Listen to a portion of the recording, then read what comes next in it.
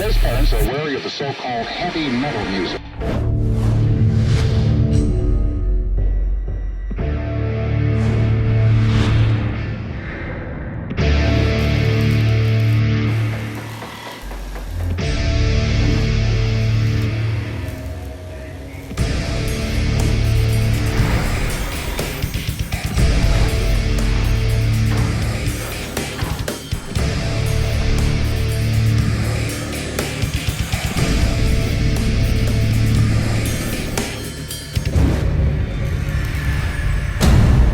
Salut à tous, METALXS, c'est l'essentiel de l'actualité métal et dérivé en quelques minutes, le tout en images, en musique et en interview. METALXS est une exclusivité Refix by Crédit Mutuel, la plateforme de toutes les musiques, tous les talents en partenariat avec Artforce. C'est parti!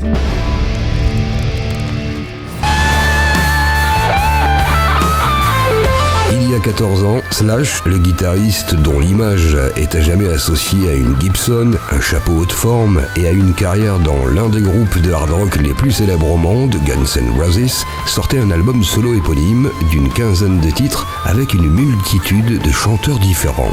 Un énorme succès qui ne lui donnera pourtant pas envie de réitérer le gimmick ensuite, restant alors fidèle à la voix de Myles Kennedy, en studio comme sur scène. Il faut attendre 2024 pour voir paraître un disque au principe un peu similaire d'invité haut de gamme, mais la toile de fond est différente. C'est un hommage en reprise à des titres dont l'essence est globalement très blues. Un retour aux sources qui le titillait depuis quasiment 30 ans et dont il nous rappelle la genèse. I like doing a lot of different things, but this is one of the interesting ways of doing something where, I was like, okay, I want to do this blues covers record, and I've got guys in the band who can sing, but then it would just sound like every blues record. Let's do something interesting with it. So getting different singers together really sort of gave it a different kind of a life and made it a little bit more interesting, And that's, when I was doing that record 10 years ago, or 14 years ago, it was the same kind of deal. Like I've got all this original material, but I don't have a singer in particular that I want to sing it. So I'll get all these different people together. And it actually afforded me to meet Myles. And we've been together for, it was actually, the 14 years and going forward, so we're about to do another record. And so this blues record, working with this band, is probably an interesting kind of similar thing because we're going to go on tour with this band in the summertime, and it'll probably turn into a long-term kind of a thing. Yeah.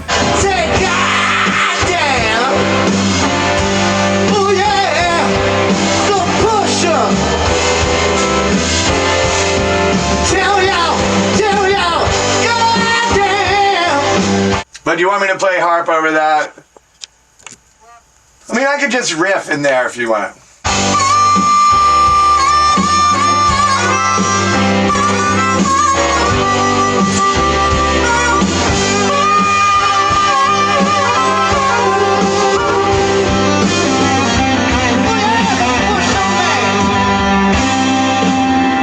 On a l'impression que quand Slash prend son téléphone, personne ne résiste à son invitation.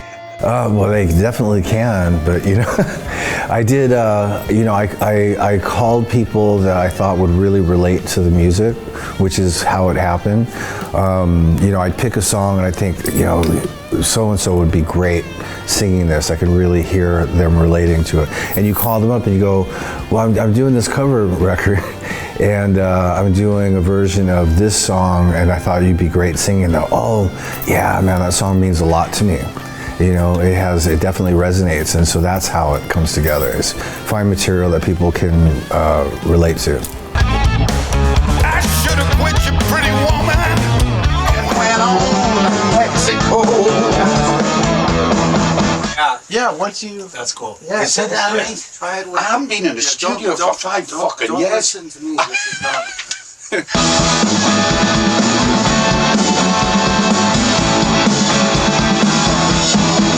I should have quit you, baby, a long time ago. It comes in there now. If I'd have followed, and it's a bit mumbled the way he does that, God bless him. If I had have followed, that's a bit tuney.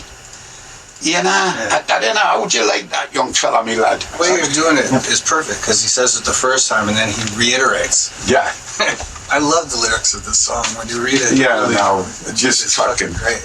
Yep, sure, me son, let's just keep fucking with it. Le premier single tiré de l'album, c'est Killing Floor, de Howling Wolf, interprété par Brian Johnson avec Steven Tyler à l'harmonica, ce qu'on appelle un service 5 étoiles. It's pretty fucking cool, you know. It was a huge honor to have Brian on there and to have Steven on there. Because when I first started playing, those guys have been big influences on me from the get-go. And to have them together on a record that I was doing, but then to have all of us doing a song by an artist that we were all influenced by, it's a great sort of full circle kind of a thing. One of the other highlights on the project was having Steven Tyler come in to play harmonica on Killing Floor, which is the song that Brian Johnson sang. But Steven came in and played the harp, and it was one take. It was perfect. Everybody was just jaw drop. Incredible moment. It just took the song to another level as well.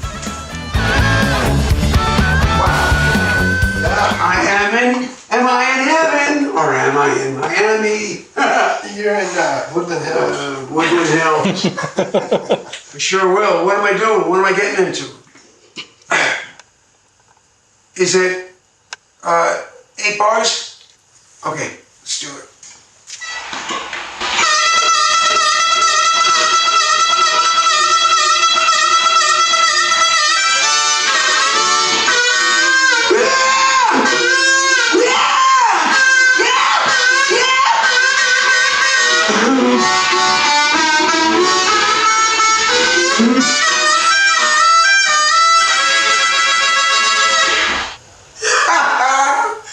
Oh, God.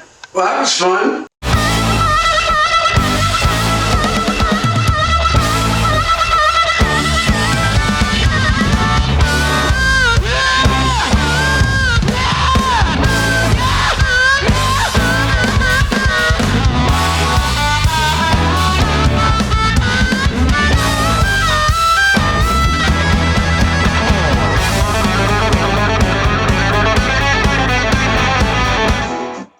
Holy shit.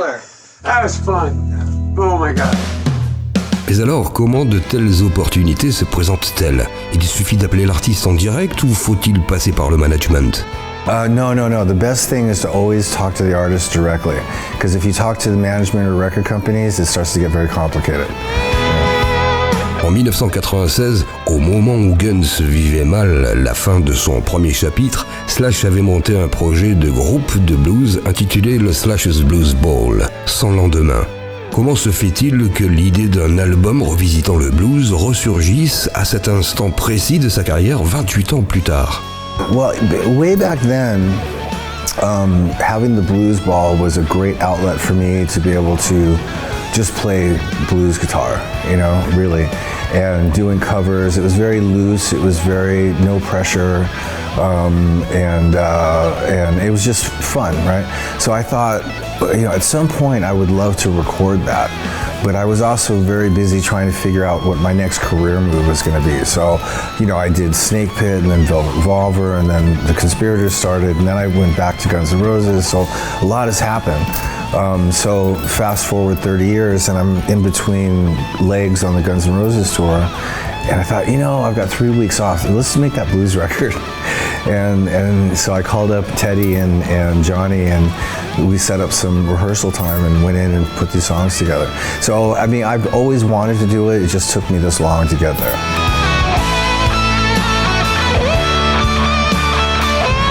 Johnny et Teddy, ce sont justement les musiciens avec lesquels il avait monté Blues Bowl. Incroyable qu'il ait renoué avec eux pour ce disque 3 décennies plus tard. Yeah, no, I kept in touch with them over the years. I mean, we've been friends all this time. And so I just called them up, and I think it'd been percolating in the back of my mind, and I might have told Johnny and Ted at some point in the not too distant future, I want to get this record together. And then when the opportunity, you know, the time came where I had a couple weeks off, and I called him and said, let's do it. You know? And it was great. We got together in a little room in the Valley in LA, and Teddy still had the old set lists. you know, from back then. And so I picked out some songs from that set list, and then I had some other songs that I wanted to do, and we just started jamming. You know. Même si le blues est le fil rouge de cet album, il est développé dans sa formule la plus large, du Crossroads de Robert Johnson au Living for the City, plein de soul de Stevie Wonder, en passant par The Pusher de Steppenwolf. You know, I think what I didn't want to do was try to do like a real traditional blues record, because you know, there's a lot of guys that do that already. So I wanted to pay homage to all these songs that really influenced me growing up and that I loved listening to. And it's not necessarily all blues, it's R&B, and it's also some rock and roll. And yeah, I knew it would be different, you know, sort of than a regular blues record, because the blues is such a big part of my playing, but it's not necessarily what I do every day. In other words, it's not traditional blues. I'm in hard rock bands, so it's going to sound a little different. You know?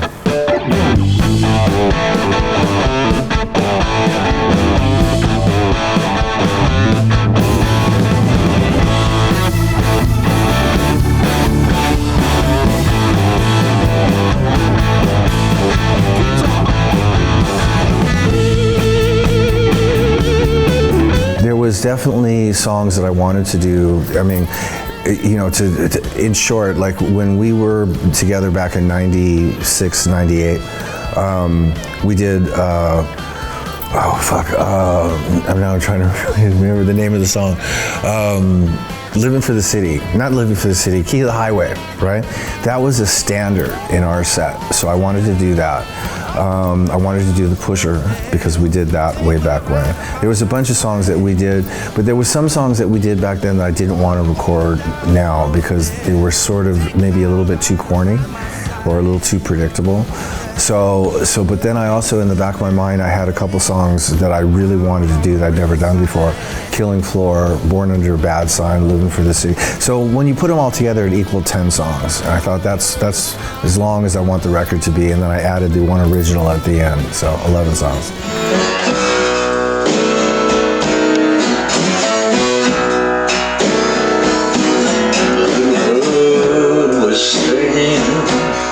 Awful Dream, la reprise de Lightning Hopkins, est la plus brute de l'album, avec Iggy Pop au chant. L'histoire est drôle quand on sait qu'Iggy Pop rêvait de devenir chanteur de blues à Chicago en 1966 avant de fonder les Stooges, et qu'il n'avait pu y revenir parce que, selon ses propres termes, il n'avait pas l'âme suffisamment noire.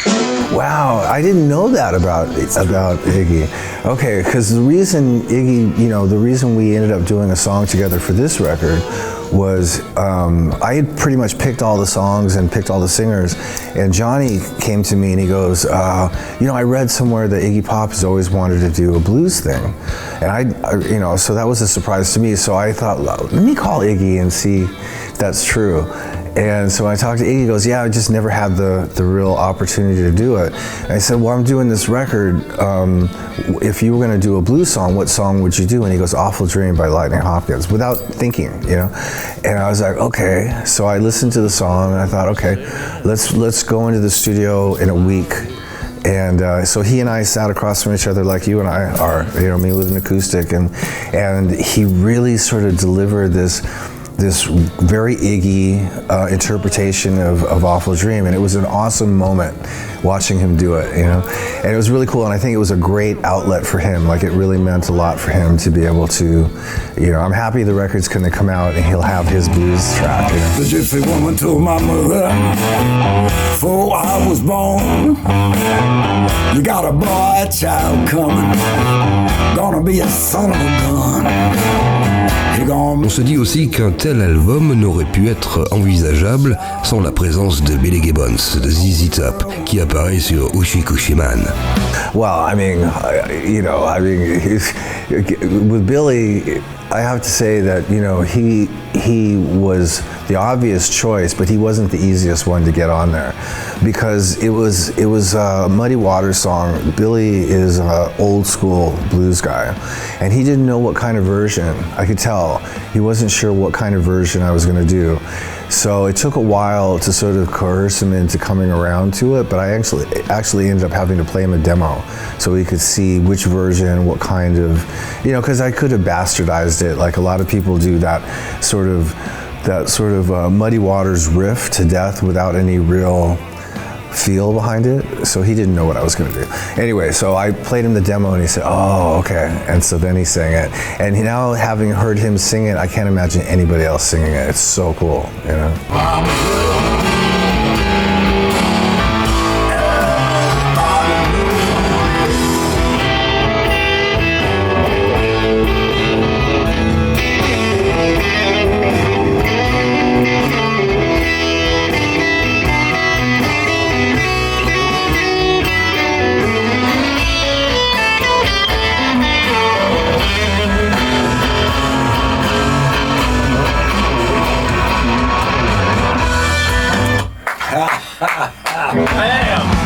La pochette de l'album illustre l'ambiance moite de ce qu'on appelle un juke joint aux États-Unis. Il n'en existe plus que quelques-uns dans le sud du pays. Slash a-t-il déjà vécu l'expérience d'y jouer dans sa carrière?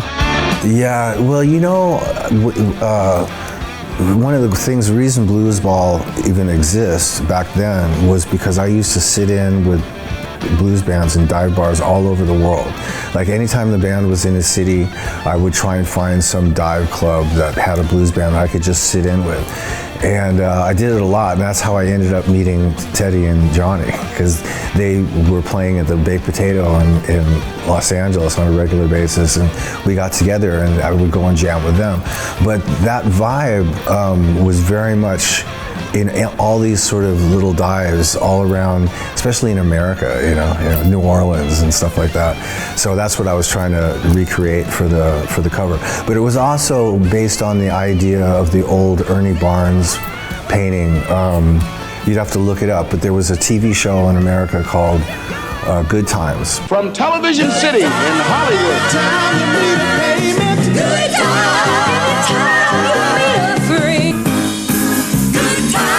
Back in the day, and they had this mural that was painted by a guy named Ernie Barnes of all these folks partying in a room, and that was the influence for this cover. It's just a more modern version of it. A-t-il eu l'occasion d'emprunter la route 61 et d'aller du Delta jusqu'à Memphis, histoire de s'imprégner encore plus du blues authentique? No, in my travels, I've never specifically sort of done that on where you rent a car, but on my travels, I've made stop-offs at different places back in the day when Guns N' Roses was first touring, and we'd be in Louisiana or something like that, and you'd go, "Hey, this is this site and that site."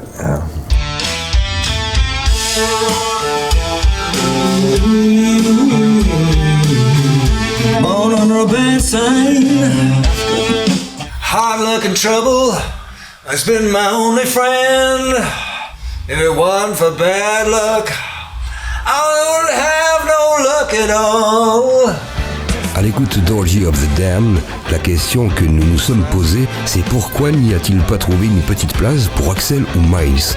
Oh, because this was just a side project for me. I didn't want to bug, my guys about that. It was sort of something I was doing while everybody was taking time off. À la production, Slash a fait appel à Mike Klink, fidèle accompagnateur des plus grands albums de Guns N' Roses, avec lequel il avait aussi collaboré sur le premier album de Snake Pit. Il nous explique ce choix. Because I knew that Mike would be the right producer for this. He, as well as being a great producer, he's also one of the best engineers. And I knew that he would be able to capture really good sounds off of the amplifiers and whatnot, and really without overproducing it, and just get really good tones and make everything sound as real as it should. And so that's what he did. He was the perfect person to call for this record. Créer un album comme celui-ci, n'est-ce pas une façon de prendre une grande respiration au milieu de la grosse machine démesurée qu'est Guns N' Roses? I mean, I hadn't really thought about it that way. It was really fun to do. I love maybe I think the bigger thing is you get into a lot of big productions. Guns N' Roses is a big behemoth that travels around the world and does its thing. The Conspirators is its own thing. And this was just like a couple little amps, couple guitars, and just throwing it together, and just that sort of like very easygoing, no pressure. I wasn't trying to change the world by making the record, and it wasn't taking it too seriously, and just having a good time, and then inviting these players, working with Mike, and just having really just a few weeks of just jamming, you know. And I think that's what it is. It's just another outlet, and also sort of a unique kind of forum for me to play in, you know, considering how much time I spend with the other bands to just do this sort of laid-back blues thing. Existe-t-il encore des artistes avec lesquels il rêverait de jouer? Well, I mean, there's a lot of great artists that I've never played with, but I never get into that thing of like, oh, you know, I really want to play with this person, I really want to play with that person, because those kind of expectations sometimes never get met. So you just sort of, when the opportunities arise, to work with different people. But that said, I've always talked about wanting to work with Stevie Wonder, and I've talked to him about it too. But whether or not that happens, we'll see, you know. Il est aujourd'hui ambassadeur de la marque Gibson. Prend-il cela comme une mission?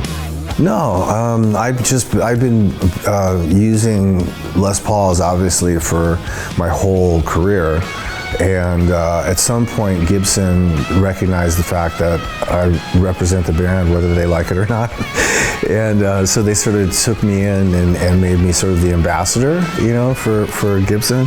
But the cool thing was having the opportunity to do a record through them. When I did the Conspirators record before through them, and then this one is going to come out through Gibson as well. It's really great because I normally don't work with record companies. I'm my own record company. But with Gibson it's great because we're sort of on the same level. We're partners, and they're more about music than corporate, you know, record business stuff. And so we seem to really work well together in this context, as well as, you know, having to do with guitars. So it's a good relationship. Le lendemain de cette interview, Slash devait se produire au Zénith à Paris. Quelle sera justement la prochaine actualité avec Myles et The Conspirators? Well, after this, we're doing a tour for the blues record this summer, right? And then when that's over, we're going to go into the studio for pre-production and get the newest record done.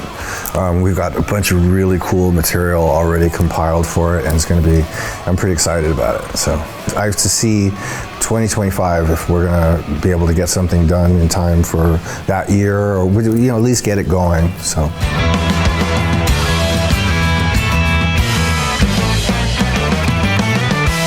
Slash est toujours apparu comme un homme posé et les pieds sur terre, mais n'est-il pas parfois troublé ou étonné par l'image iconique légendaire qu'il projette?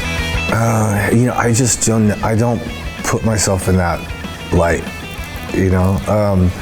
I'm so busy, you know, like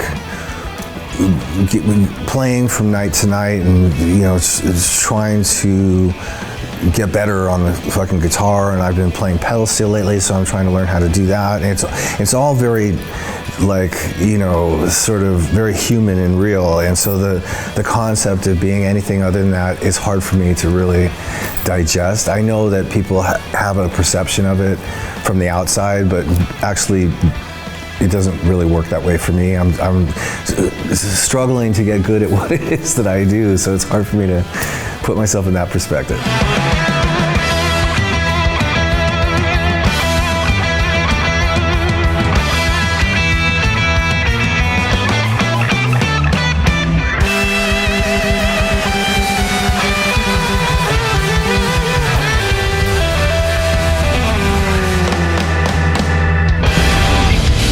Parmi Parmi les albums attendus dans les prochains jours, notez sur vos tablettes.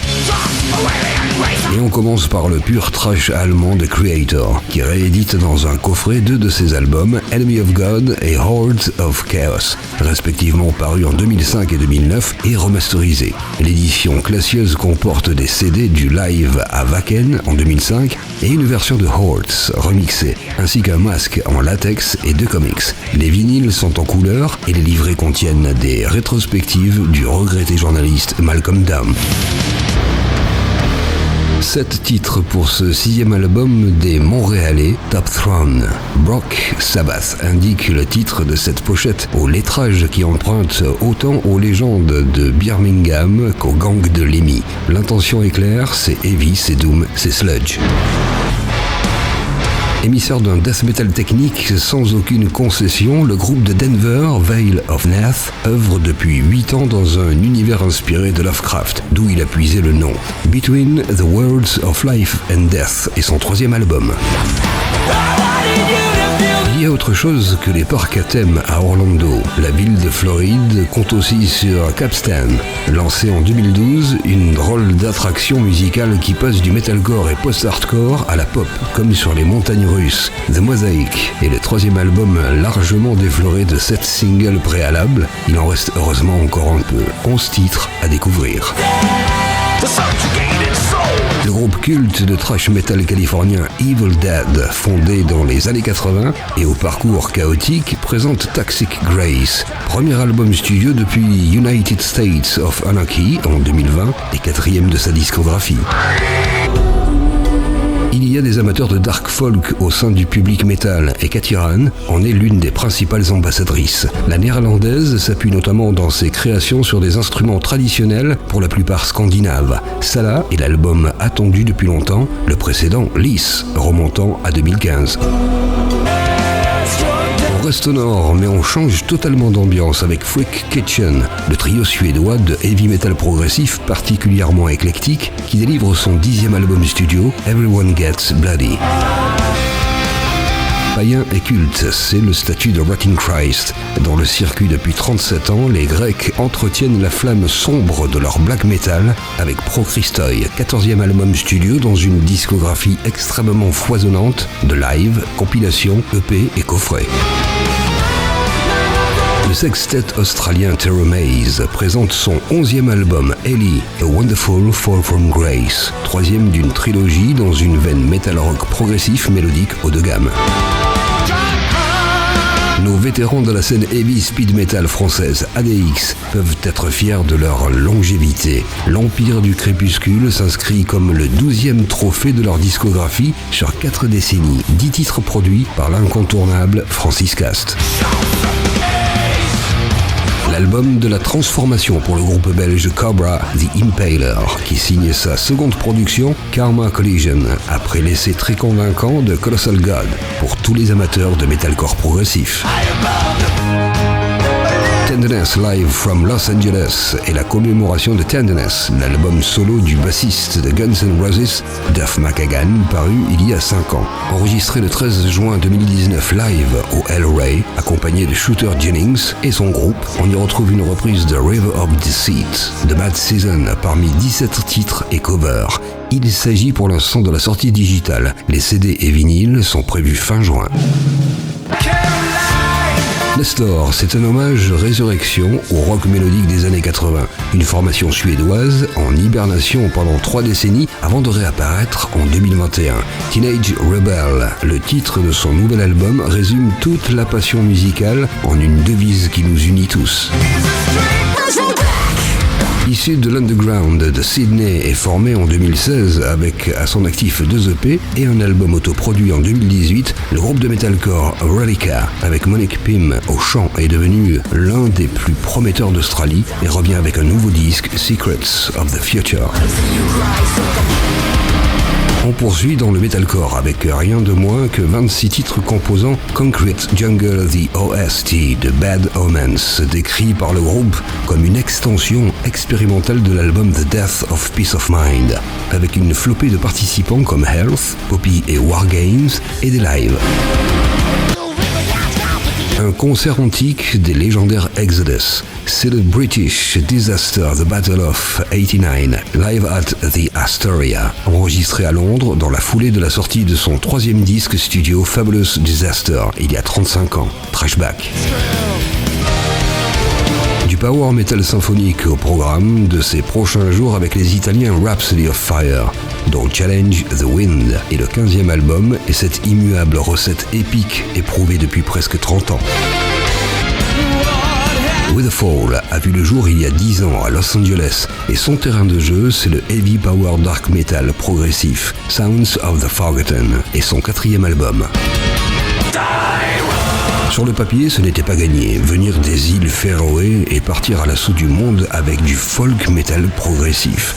En presque un quart de siècle, Tear s'est imposé et la signature avec Napalm Records, avant de sortir Ragnarok en 2006, n'est pas étrangère à ce rayonnement. C'est une compilation qui célèbre 18 ans de collaboration qui sort aujourd'hui. Best of the Napalm Years. On a commencé par un coffret Creator, on finit par le coffret Black Sabbath. Anno Domini 1989-1995. Pas d'Ozzy, de Dio, de Gillan, ni de Hughes en vue. C'est le chaînon manquant dans une discographie de Black Sabbath rééditée à l'excès parce que le coffret se focalise sur ce qu'on appelle la période Tony Martin, à savoir 4 albums avec ce chanteur, laissés jusqu'à présent aux oubliettes par les commémorations. Headless Cross en 1989, Tear en 1990, Cross Purposes en 1994 sont remasterisés et Forbidden, paru en 1995 et remixé par Tony Iommi pour l'occasion.